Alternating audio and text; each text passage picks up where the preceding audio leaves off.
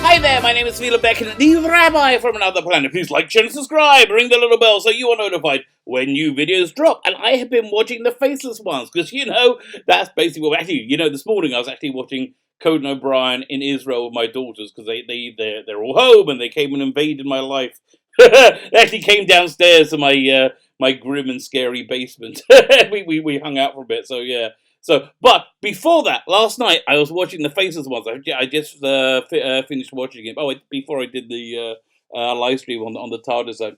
And the animated face. Well, let me find the box. Here's a box right here. 1 second. Yeah, this one. So first thing, well done, whoever decided to make the inlay cover reversible. Yes, we like that. See, if we got a bunch of these ones on your shelf like this, it makes it much easier. Plus, this logo is a little bit contentious nowadays. I'm like, a lot of people are saying, I'm not buying anything with that logo on, which is a bit of a problem because, I'm pretty sure the BBC branding is everything must have that logo as their primary logo. But yeah, no, I really like it that they give us this version as well. Well done, good thinking, gold star, go to the top of the stairs. There you go. So this is a strange story to choose to animate, and it's a good sign because it's one of the lesser stories of the missing stories. It's not one of the more saleable ones. It plugs an important gap in Who lore, sorta, but really not. But to my mind, I think it's good news because it means I think they have a longer term strategy. They're holding off on like the more saleable ones, like Evil of the Daleks. Until later. So I think they built up enough of a good market here that it's sustainable. So it looks like they're doing 2 releases a year. Oh, I wish I want to be greedy and ask for more, but 2 releases a year, fine. If I could go back and tell my younger self, we're going to get 2 of the missing stories a year replaced, and I'll be like, oh, can there be more? I'll slap myself. Actually, you know what you do? You get a sock. When anybody's really obnoxious, you get a sock. You fill it with human excrement, right? And then you twiddle it, right? To get it, and then you go slap him in the face with it, repeat, and say, no. Don't be a greedy boy. So that would be... Okay, by the way, that's a bad advice of parenting. Bad advice. Don't do that to your kids. Just so you don't. Fine. Before we get into the review, can you guys hit the... No, people have been sort of unmoaning that I've been asking you guys to hit the subscribe button. What do you want me to do? I'm like, I can't... I'm not Professor X. I can't send out telepathic messages. Hit the subscribe button. Could you hit the subscribe? Would you be so good? Let's hit the subscribe button because that'd be fan-dabby-double-dozy. I'm really grateful. There is a link in the video notes to show you my appreciation. And I guess you can get that even if you don't hit the subscribe button.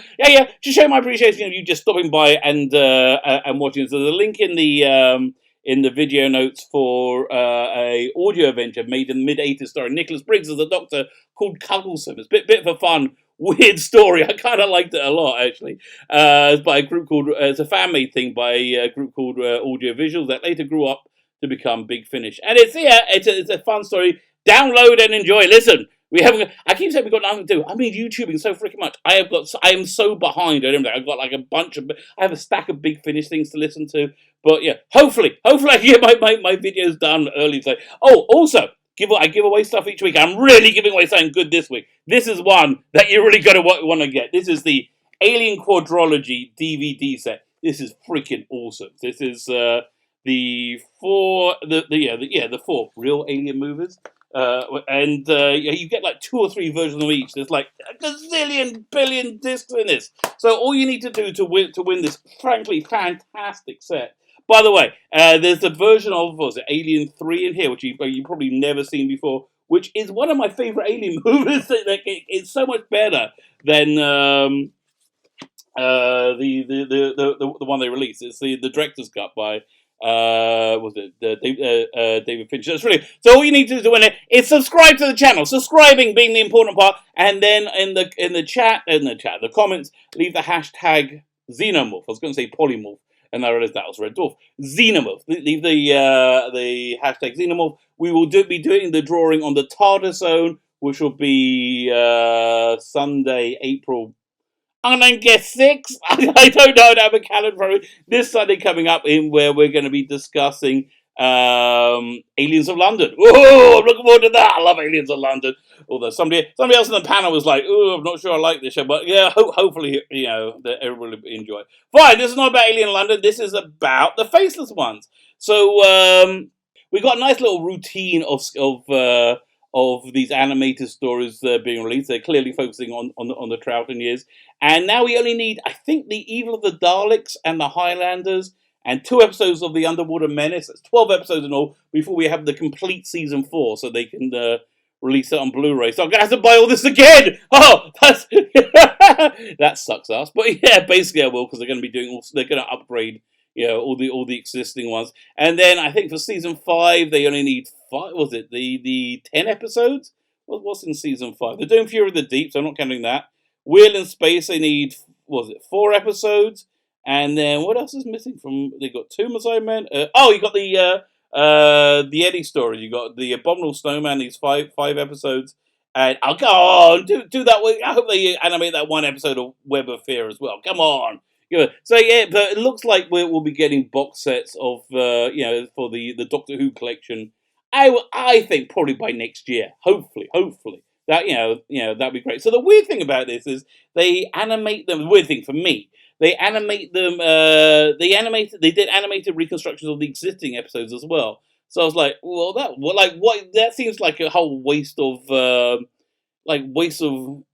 resources to me. And then I realized, like, the reason I thought that, because I only ever watch it in black and white, but the primary way they make these is in color. And for me, the color one just doesn't work. When it's in color, it looks like a really cheap cartoon. Like, and I was like, I'm kind of grossed out by it. But I don't know. Listen.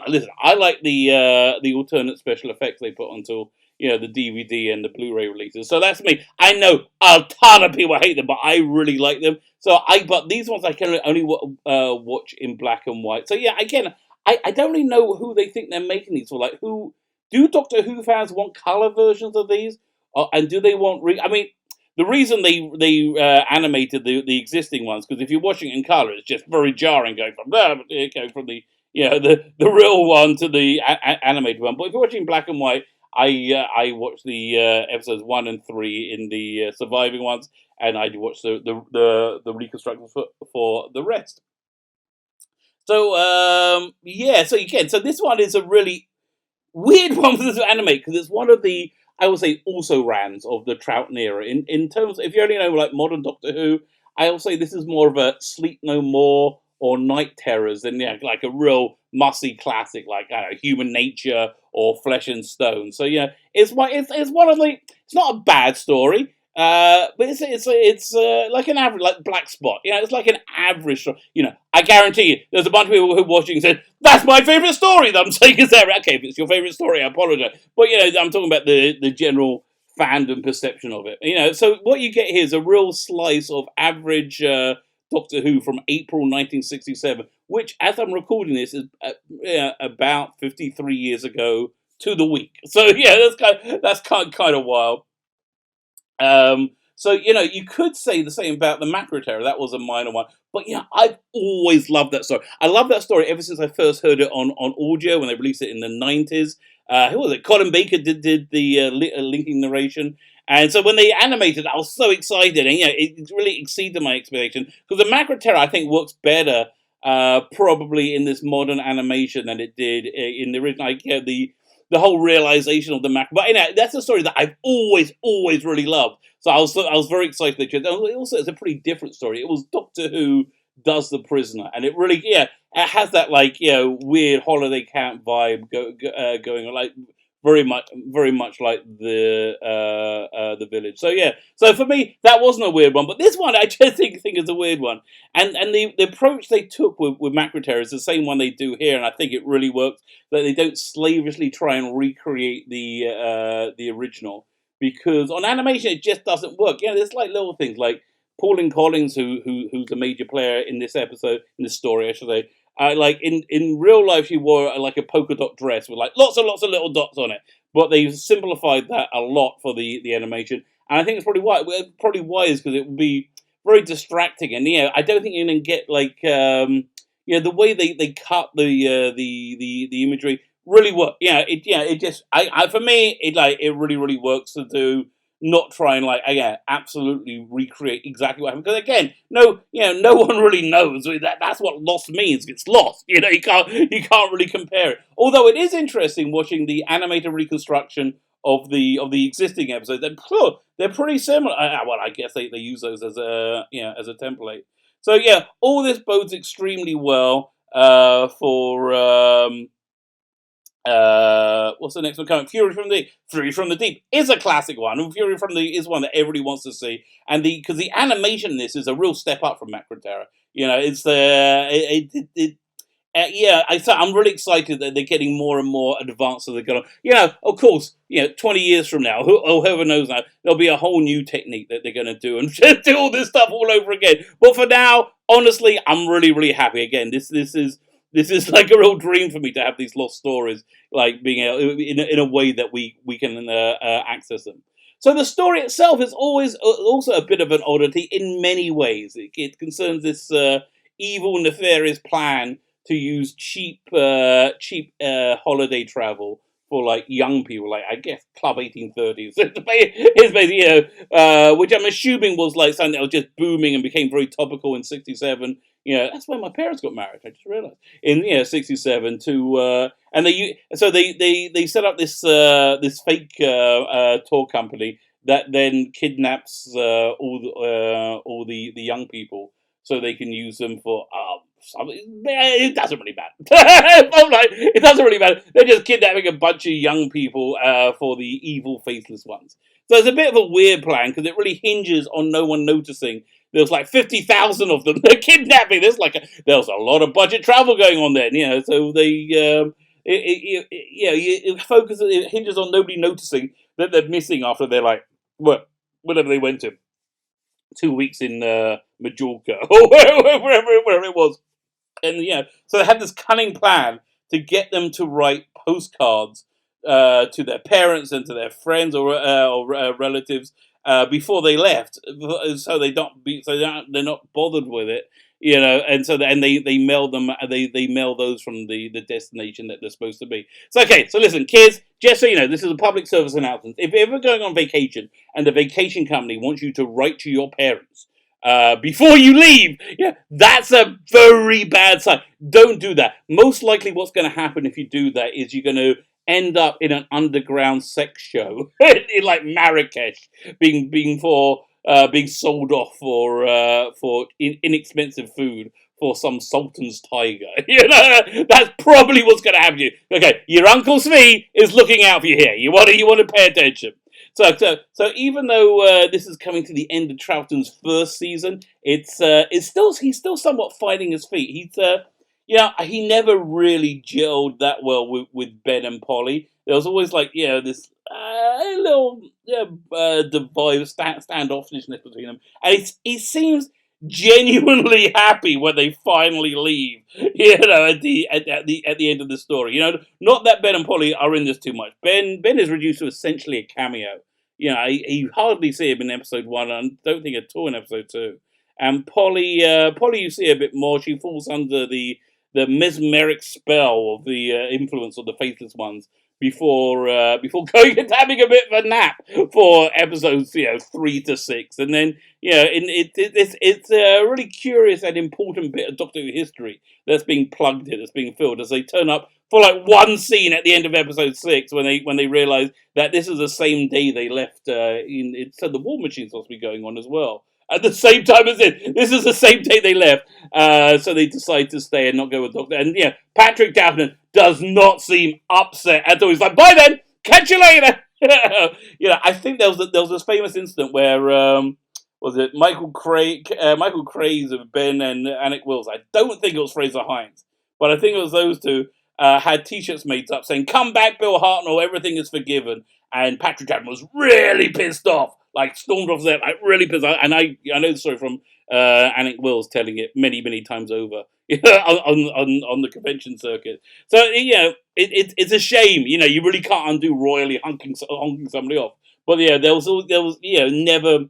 They just never gelled in the same way he gelled with Victoria or Zoe or of course Jamie. Because this also ushers in one of the, perhaps I was going to say one of the, I think the greatest bromance in Doctor Who history, which is the second Doctor and Jamie. You know, Patrick Troughton and Fraser Hines, genuine, real love and friendship for each other, just spilled out on screen. You know, and so you really get this Doctor and companion that just love spending each time with each other. And yeah, there was that relationship. I think came through even like 20 years later when they did the two Doctors. You know, they yeah you get to see how much Patrick Troughton's Doctor really loved and cared about Jamie, and just loved spending time with Jamie. So filling in the companion duties, I think I mentioned earlier, is Pauline Collins.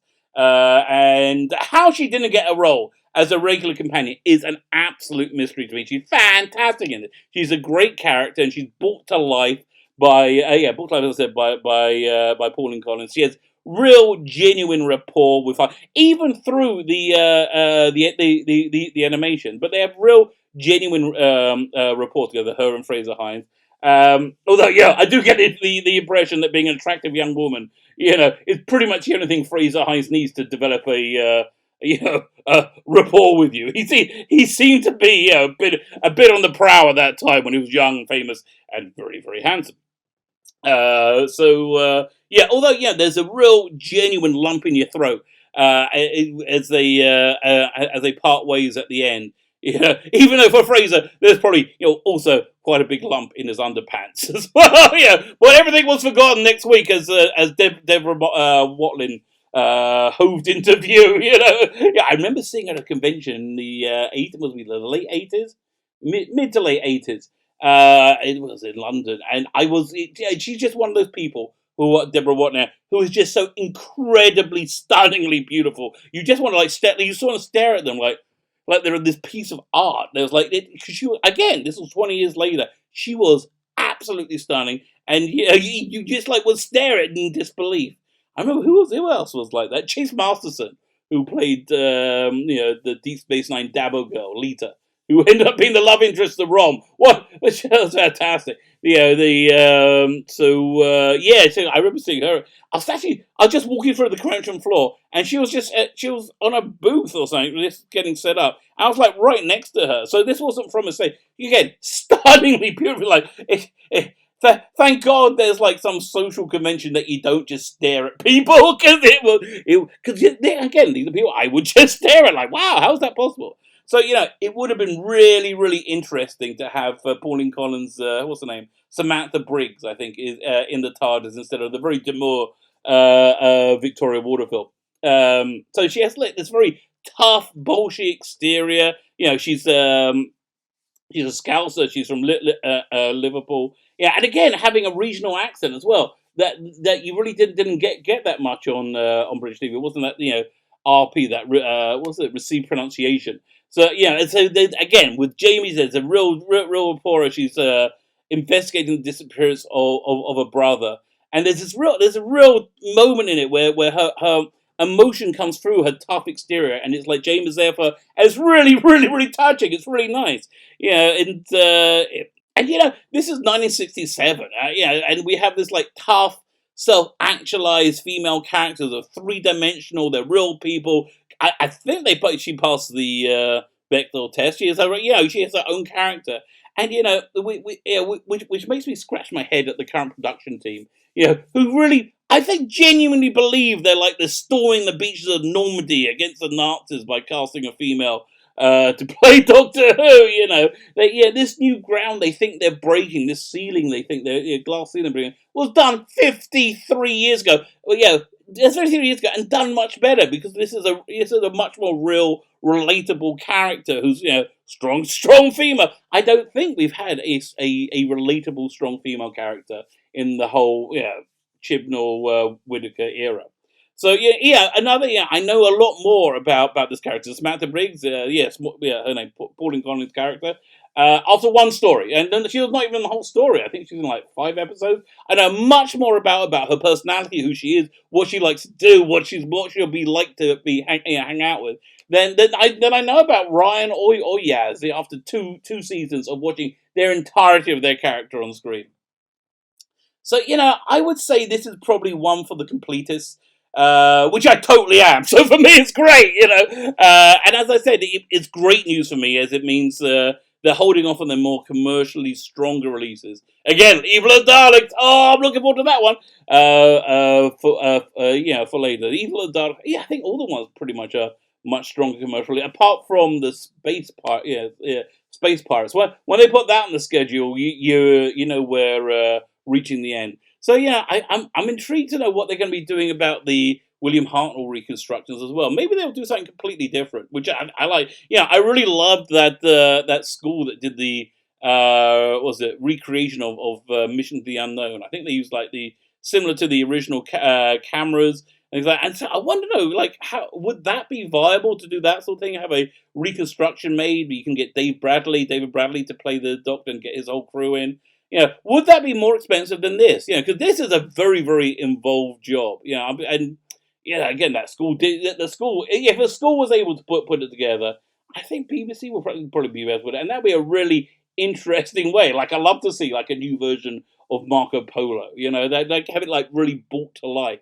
You know, it's like Shakespeare. You know, if you read Shakespeare on the page, it's like kind of wading through mud. It's very hard. It's very dry. But if you see it performed by somebody like a great, like not even mediocre perform, it comes alive. So it's the same thing. You know, this is making these lost stories just really come alive. And yeah, I think that'll be a great. Yeah, it'd be fantastic if they do that. So the package is rounded off with lots of good extras. There's commentaries on the episode. Although I'm not sure I have, because I don't really listen to commentaries that much.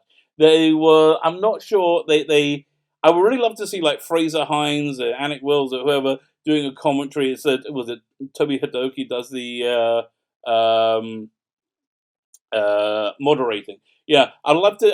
I'd love to see them watch one of the animated episodes and do a commentary on that. Go, see if they can remember anything about from the animation and get their impression of the animation. Actually, I think they did that with the macro. I really can't remember. You know, again, this is not a thing that really sticks in my mind. So and there's also a pretty good making of which goes through the process, the very very labor process that it is, and it's a good making of the.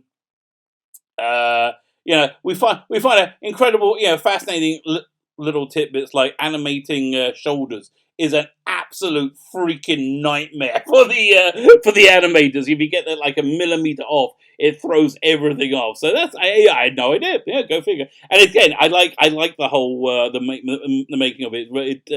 It answers any question that you might have, and it's the sort of thing that interests me. So this great restoration project continues, and I'm just happy that it is because as with all these, I just love that we're getting to experience it, experience the story in a much more real way than just listening to the audio, a much more memorable way. And so, I really hope these things continue into the future. So listen. Again, as I said, this is one for the completists, but if it's a project you could consider financially supporting and buying, just so we can keep these things coming, I would really, really, recommend you do. I think you can see it as a service to Doctor Who fandom. Just buying this, and also it's a fine story. It's not a great story. It's not a terrible story. My review for most of these things that aren't great or terrible is always mostly harmless. Mostly harmless. Douglas Adams came up with the greatest way of saying, that's okay, mostly harmless. So it's one for the completists, but still it's a recommend from me. My name is Sheila Beck, and the Rabbi from Another Planet. Please like, share, and subscribe. Ring the little bell so you are notified when new videos drop, and have yourself a fantastic day.